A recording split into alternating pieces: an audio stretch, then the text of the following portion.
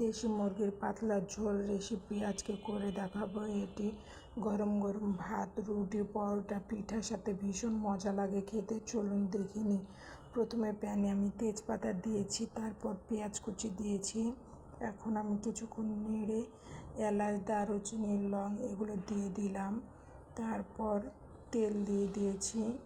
তেল দিয়ে দেওয়ার পর কিছুক্ষণ আমি নেড়ে নিলাম। নেড়ে হালকা নরম হয়ে এসেছে, তখন আমি শুকনো উপকরণগুলো দিয়ে দিচ্ছি। 1 চামচ হলুদ, 1 চামচ মরিচ, 1 চামচ ধনিয়া দিয়ে আবারও শুকনো উপকরণগুলো আমি নেড়ে দিলাম। নেড়ে দেওয়ার পর কিছুটা পরিমাণ পানি অ্যাড করলাম, দিয়ে আবারও ভালোভাবে নেড়ে নিচ্ছি। তারপর আদা, রসুন, জিরা বাটা দিয়ে দিচ্ছে। দিয়ে সব মশলাগুলো একসঙ্গে আমি মিলিয়ে ভালোভাবে কষিয়ে নেব। কষিয়ে নেওয়ার পর আমি কিছুটা পরিমাণ বা স্বাদ মতো লবণ দিয়ে দিলাম। লবণটা দেওয়ার পর আবারও ভালোভাবে কষিয়ে নিচ্ছি। কষিয়ে নেওয়ার পর যখন তেল ছেড়ে আসবে বুঝে নিতে হবে কষানো শেষ। আমি এখন ধুয়ে রাখা মাংসগুলো দিয়ে দিলাম।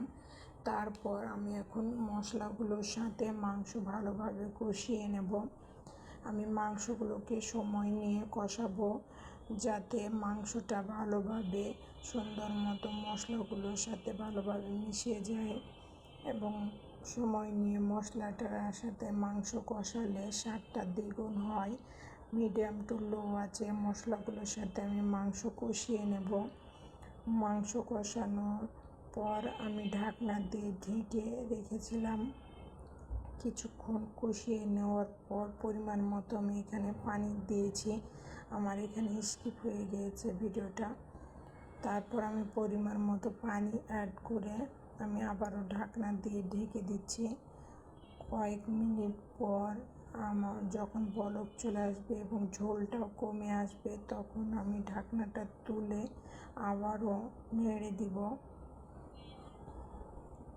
ঢাকনাটা তুলে নেড়ে দেওয়ার পর এখানে আমি লবণটা চেক করে নেব ঠিকঠাক হয়েছে কি না। লবণটা আপনারাও চেক করে নেবেন শেষ পর্যায়ে। আর এখানে জিরার গুঁড়া এখানে দিয়ে দিব। তারপরে এই তো আমার রান্না প্রায় শেষ। মাশাআল্লাহ, অনেক সুন্দর হয়েছিল, মজা হয়েছিল খেতে। আপনারা বাসায় এভাবে তৈরি করে দেখবেন। দেশি মুরগির পাতলা ঝোল কেমন হয়েছে অবশ্যই কমেন্টে জানাবেন।